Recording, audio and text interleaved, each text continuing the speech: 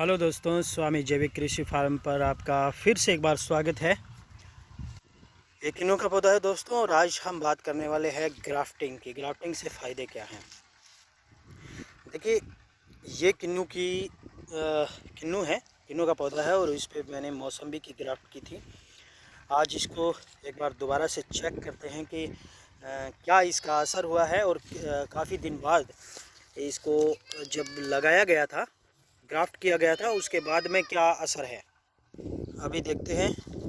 ये करीबन 10 दिन हो गए हैं ग्राफ्ट करने के बाद, लेकिन अभी आप देखते हैं। ये देखिए दोस्तों, ये अभी इसमें फुटाव नहीं आया है, लेकिन हरा ज्यों का त्यों है, और इसका मतलब ये है कि कामयाब हो जाएगा ये।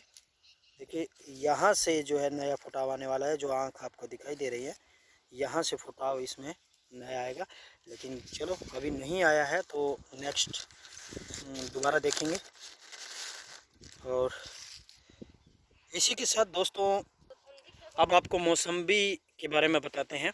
ये मेरा किन्नू का बाग है, लेकिन इसमें मौसम्बी जो है अभी बहार पर है। देखिए, पूरी तरह से फूलों के आप गुच्छे देख सकते हैं। ये देखिए, पूरा फूलों से ये भर गया है। ये मात्र दोस्तों 8 महीने का पौधा है, आप देख सकते हैं, मात्र 8 महीने का पौधा है। इसका मतलब ये था कि ये पौधा करीबन 1.5-2 साल का पहले से था, और फिर इसे मैंने ज़मीन में लगाया था, तो लगभग 8 महीने हुए हैं। पिछली गर्मियों का ये पौधा है, आप देख सकते हैं, पूरा फूलों से भरा हुआ है। और दूसरा पौधे की तरफ चलते हैं। ये देखिए, ये 14 महीने का पौधा है, लेकिन काफ़ी बड़ा है।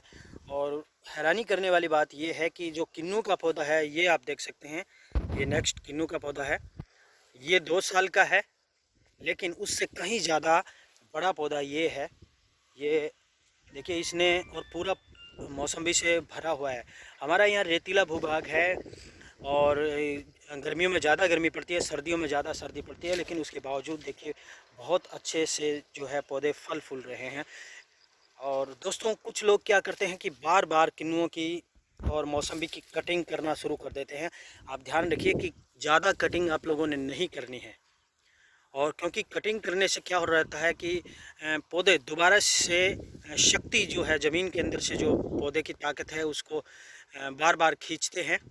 और जो ताकत इस पौधे की उस टहनी को डेवलप होने में लगी थी, वो सारी की सारी जो है आप लोगों ने काट के गिरा दी है। और फिर दोबारा वो एक नए सिरे से, हाँ, कटिंग आपने तब करनी है जब पौधा बड़ा हो जाता है और आपको लगता है कि भी इस बार बहार आ सकती है, फूल आ सकते हैं, और अब की बार हमें फल लेना है। आपने जब फल लेना हो तो आपने जैसे फरवरी के अंदर आप कटिंग करेंगे, फरवरी से यूँ समझ लीजिए कि फरवरी के अंदर आप पूरा महीने के अंदर जब भी कटिंग करेंगे, पौधे में फल आने शुरू हो जाएंगे।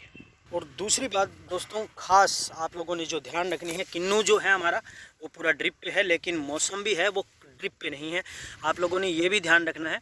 हालांकि इसमें ये देखिए खरपतवार है, खरपतवार ज़रूर निकालने हैं, लेकिन इस पौधे के अंदर मैं जो आपको ख़ास बात बताने जा रहा हूँ वो ये है कि जो कटिंग आप लोग करते हैं उस पर जो ये देखिए सूखे जो पत्ते हैं, इन पत्तों को आपने हटाना नहीं है। इन पत्तों को आप ऐसे ही रहने दीजिए, ये अपने आप प्राकृतिक रूप से कंपोस्ट तैयार हो जाएगी।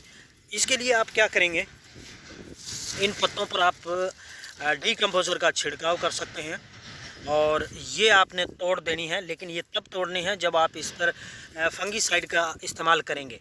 यानी अभी आप तोड़ेंगे तो आपने इस पर फंगीसाइड का इस्तेमाल करना है। क्योंकि मेरा बाग ऑर्गेनिक है, तो मैं नीले तोते का इस्तेमाल करूँगा। यानी जो इसमें बोर्डो पेस्ट बनता है, बोर्डो पेस्ट यहाँ लगाऊंगा। लेकिन अभी मैंने बोर्डो पेस्ट का, यहाँ देखिए कितना बड़ा पौधा हो गया, लेकिन फिर भी बोर्डो पेस्ट का प्रयोग नहीं किया है। और आगे मैं करूँगा तो ये तब तोड़ूँगा जब मेरे पास बोर्डो मिक्सचर का जो स्प्रे है वो तैयार हो जाएगा। तो मैं इस पूरे पौधे के ऊपर बोर्डो मिक्सचर की स्प्रे करूँगा। ये ऑर्गेनिक है दोस्तों, और ऑर्गेनिक का ये फ़ायदा होता है, आप देख सकते हैं चींटियाँ, यहाँ चींटियों ने घर बना रखा है। ये साथ में ज़मीन को नरम रखेंगी, और क्योंकि छाछ और वो सब मैं इस्तेमाल करता हूँ। ये देखिए, इस पौधे पर मैं आपको इसकी पूरी जानकारी देता हूँ। ये देखिए, इस पर तेला लगा हुआ है, लेकिन केले को क्या किया, चींटियों ने एक एक करके चींटियाँ चूस रही है। इसका मतलब ये है, पूरे देखिए पूरे पेड़ पर चींटियाँ लगी हुई हैं। इसका मतलब ये है कि कोई भी बीमारी आपके पौधे पर नहीं आएगी। खास बात ये रहेगी कि जो लट वगैरह यानी जो किसी भी तरह की जो खतरनाक जो कीड़े होते हैं, उन सब कीड़ों को ये चींटियाँ नहीं छोड़ेगी। ये ऑर्गेनिक का फ़ायदा है, क्योंकि अगर आप स्प्रे करते रहेंगे तो चींटियाँ वहाँ नहीं रहेगी और जो मित्र कीट मकड़ियाँ हैं वो भी मर जाएंगी। और ये मकड़ियाँ क्या रहती है कि जो यहाँ इस पौधों के अंदर लट पड़ेगी आपकी, और उनको जो क्या करते हैं ये खाती रहती हैं और उनका भोजन बनता है, और उनका जो अवशेष बचता है वो अवशेष दोस्तों पौधे की खुराक होता है। वो ज़मीन में गिर जाता है और उसमें कैल्शियम हर तरह की चीज़ें उसके अंदर मौजूद होती है। पौधे को कहीं बाहर से कोई चीज़ डालने की ज़रूरत नहीं होती। ये देखिए कटिंग भी अगर आपने करनी हो तो मैंने यहाँ से इसकी कटिंग की है, और ये फुटाव जो है देखिए किस तरह से आया है। और दूसरी बात मैं आपको एक और ख़ास बताना चाहता हूँ, अब समय समय पर पौधे की मल्चिंग करते रहिए, और मल्चिंग की ज़रूरत भी नहीं पड़ती। हालांकि मैंने देखिए ये गोबर की खाद और जीवाणु डाले हुए हैं और शैवाल भी डाले हुए हैं, और ट्राइकोडर्मा का आप अच्छे से प्रयोग कर सकते हैं। और हर हफ्ते में एक बार जब भी आप पानी देते हैं, आप ये पूरी ज़मीन देखिए खुश्क है इस समय। और इसका खुश्क होने का कारण क्या रहता है कि जब भी पौधा बाहर पे होता है, आप लोगों ने ये देखना है कि फरवरी के अंदर अगर आपने फल लेना है तो क्या रहता है, बहुत से लोगों की समस्या रहती है, किसान भाइयों की ये हमेशा शिकायत आती रहती है कि हमारा पौधा जो है फल लगने से पहले जो फूल है उसका ड्रॉपिंग बहुत होता है, फूल बहुत गिरते हैं। आप देख सकते हैं नीचे कोई फूल नहीं गिरा हुआ है, और ये देखिए फूल खिले हुए हैं, लेकिन नीचे आप देख सकते हैं कोई भी फूल, एक भी फूल आपको नज़र नहीं आएगा। इसका कारण ये रहता है दोस्तों को, इस ज़मीन को पूरा आपने सूखा रखना है। जैसे मैंने रखा हुआ है, आप देख सकते हैं।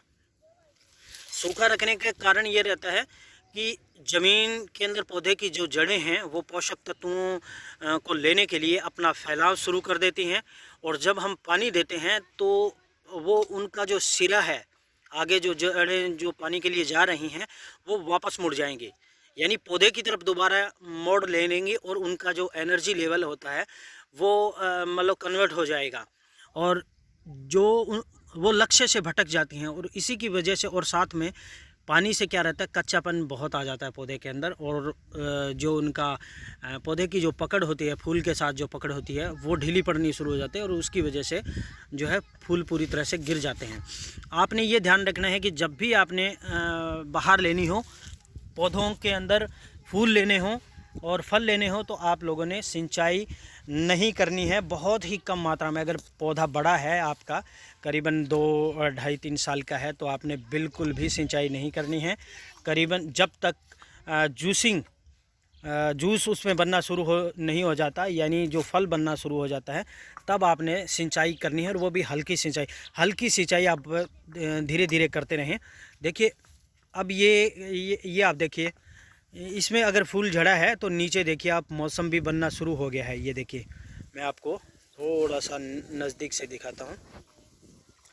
ये देखिए ये फल बनना शुरू हो गया है। आप ध्यान रखिए, जब फल बनना शुरू हो जाता है तो उसके बाद, यानी जब पूरी तरह से फल आपको लगता है कि भाई एक पौधे पर आपने कितना फल रखना है, तो ही आप उसकी सिंचाई शुरू कर दीजिए। और फिर भी आपने धीरे धीरे उसकी सिंचाई शुरू करनी है, क्योंकि नहीं तो फिर दोबारा से फल आपका गिरना शुरू हो जाएगा। और बस यही खास बात थी, और आगे नेक्स्ट वीडियो हम फिर आपको दिखाएंगे कि जब फल आपने सिंचाई किस समय करनी है, उसके लिए हम दूसरा वीडियो लेकर के आएंगे। बहुत बहुत शुक्रिया दोस्तों, और स्वामी जैविक कृषि फार्म पर जब भी आप आना चाहें देख सकते हैं। यहाँ पर सभी तरह की चीज़ें लगी हुई हैं। औषधीय खेती के साथ साथ हम और दूसरी खेती भी करते हैं। ये छोटा सा दृश्य है स्वामी जैविक फार्म का। नमस्कार।